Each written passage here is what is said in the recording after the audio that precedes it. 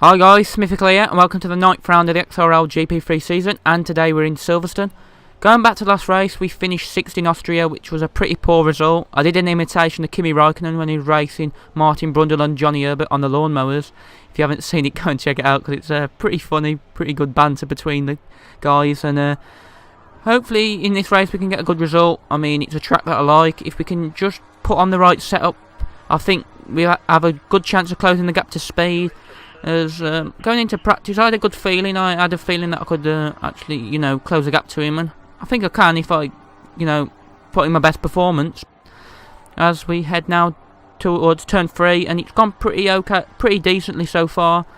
Turn 4 again, so it's not bad. And now through turn 5, and then up to Brooklands. And I'm sorry if I'm don't know half the corner names, but I'm not really that good with corners.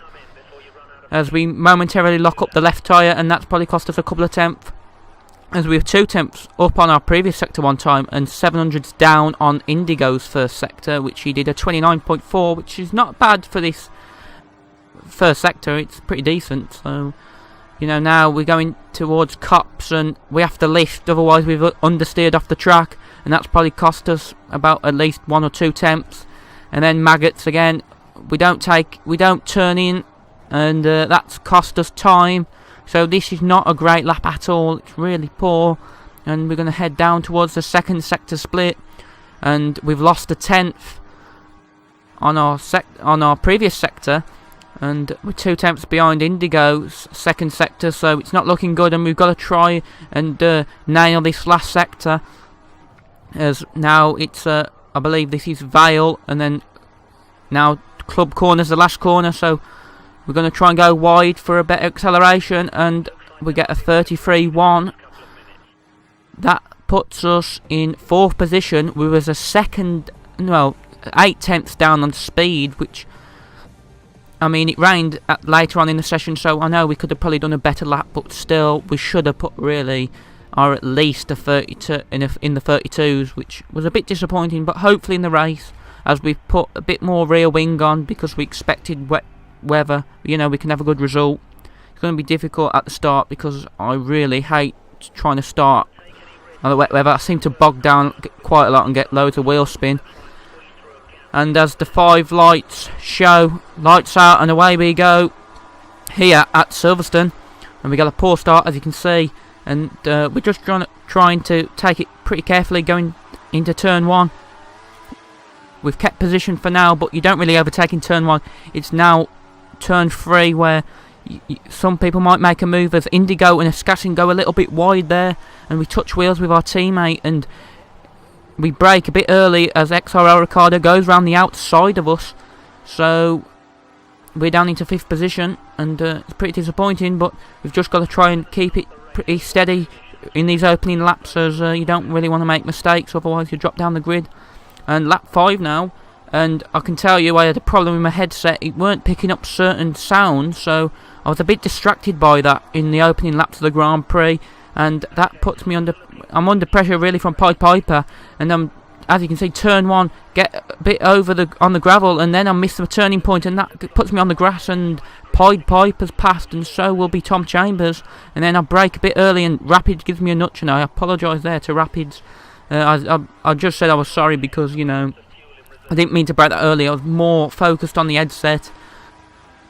Really, I shouldn't have been, but, any sort of little thing that happens might put you off, really, when you're racing. Any little distraction, seems to, can affect, anything, really, to do with racing, I find, for me personally anyway. Lap 6, a few corners later, we're under a pressure from Rapids on the hanger straight, and then in Stowe he seemed to just have a much better speed carrying it through Stowe. I believe he was on the wheel, and as you can see, we run wide and he gets the pace pretty easily. It looked like we were letting him pass, but honestly we didn't.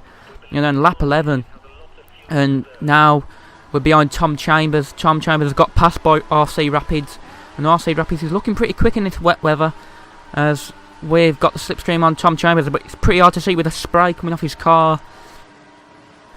We're going to try and get past him, and we've got the inside line, and we've got past now at Brooklands, And as you can see, now we're right behind RC Rapids, as Tom Chambers ain't giving up the position just yet, but finally we get the move done on lap 11 and lap 12 now. And as you can see, 2 cars go wide. I can't really see who that is. It's RC Rapids actually, and we're going to try to go around the outside, maybe force him into a mistake, which we do. He goes wide again.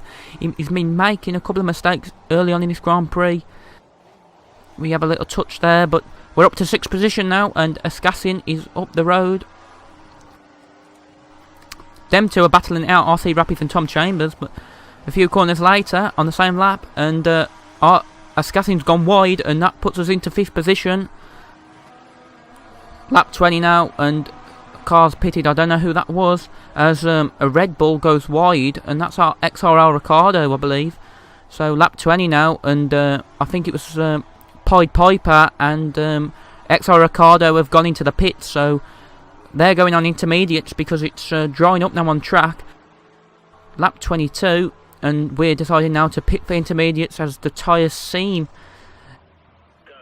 to be right for the conditions. The wet tyres, we just had to respond really to the guys behind because they were catching up quite a bit now on the intermediates, and it looks like RC Rapids has made a great call because he was actually the guy that pitted early than most of us, so he pitted, I believe, a couple of laps earlier, as XRL Ricardo has jumped us.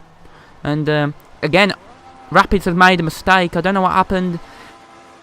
2 cars are past, and we're going to try and go around the outside of him at Club Corner, and we get that move done, and we're up to 4th position.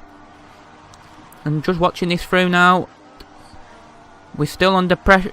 He's still behind us. He's still putting us under a little bit of pressure as we're trying to focus on XRL Ricardo, as he's getting a little bit held up there, I believe, by F1 Speed. And it's a little bit of a train there now. XRL Ricardo has got a little bit of better traction out the corner than us, so it's going to be important that we just try and get a bit of slipstream so we can defend from RC Rapids, which is going to be difficult, but as he's especially quick, I think, in the wet, you know. He was showing great pace in the wet weather conditions as Ricardo goes wide, and we touch wheels, and that might have give RC Rapids a bit of an opportunity there going down towards Copse Corner, because he's on the wheel. He seems to be like gaining about 6/10 through that middle sector because he has more turning, and we're trying to get the slipstream on Ricardo. He moves out a bit, so we've lost the slipstream, and now we're just trying to take it pretty cleanly, and I think we took them corners pretty well as Ricardo goes wide on the grass, and we should have a better run on him, but we are running more downforce so on the rear, so it might cost us as we move out the slipstream to try and go around the outside of him at Stowe, but we go wide, and Rapids again, as I mentioned I believe earlier, you know, we just had much better speed through Stowe Corner. Lap 35 now, and Rapids goes wide. That might put us in prime position to try and overtake him as we try and get a little bit of a cut back on him and get better exit out the corner. And now we're going to head down towards Brookland. This is going to be like a drag race because there's no DRS obviously because it's wet weather conditions. And we've got the move done, and we've got the inside line. Pretty nice move. Nicer when you haven't got DRS when you make a move, to be honest, but you know, it's a pretty good race so far. And lap 39 now, and as you can see, Ricardo goes wide, and we've got the run on him. We've got the inside line. We have to just make it stick as he goes to turn in, and then he sort of realises we're there, and then we just turn in a bit too early there, and we touch Ricardo, and that was my fault. I don't know why I actually turned in that early, but lap 40, and we're in 3rd position, and now we're behind our title rival, and I believe this is a little bit of controversy here, F1 Speed, as he brakes really early, and it catches me out there. As you can see, I believe he just brakes. I don't know why, you know, I don't know if anyone else brakes there, but I didn't brake for the whole 40 laps. I sort of let the engine do the braking and turned in at the 100 metre board, but that's how it is, and that it didn't really frustrate me that much, the incident. It was this now where I sort of stop in the pits, and then you'll see in a minute, because obviously I'm going to lose time because my wing's getting changed, but watch what happens now. Codemaster's glitch. Like, I'm down the pits, RC Rapids, as you can see, lags, lags behind my car, and there you go.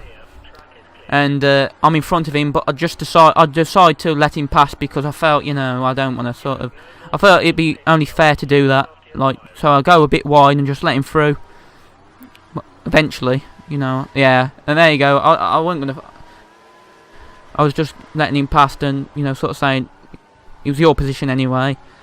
And then lap 44, again, Rapids makes a mistake, and to be honest, he was making a few mistakes, I've got to be honest. And I think it cost him the win, because he was leading at one point, and I believe he made a mistake, and it dropped him down the pecking order. And then on lap 45 again, Rapids super quick through that middle sector, and you know, it was pretty hard to defend him on the Angus straight, as he had the momentum of them corners. And then on lap 52, on the end of the Grand Prix, we was both catching Tom Chambers, but it was just too late for us. And we finished in 6th position, which was not a bad result. You know, not great. We could have probably done better, obviously, with what happened with speed, but that's how it goes. And hopefully in Hockenheim we can have a better result. It's a track that I like, so we need to pick up some more points and hopefully beat speed. But until next time, thanks for watching, and I'll see you in Hockenheim. Goodbye.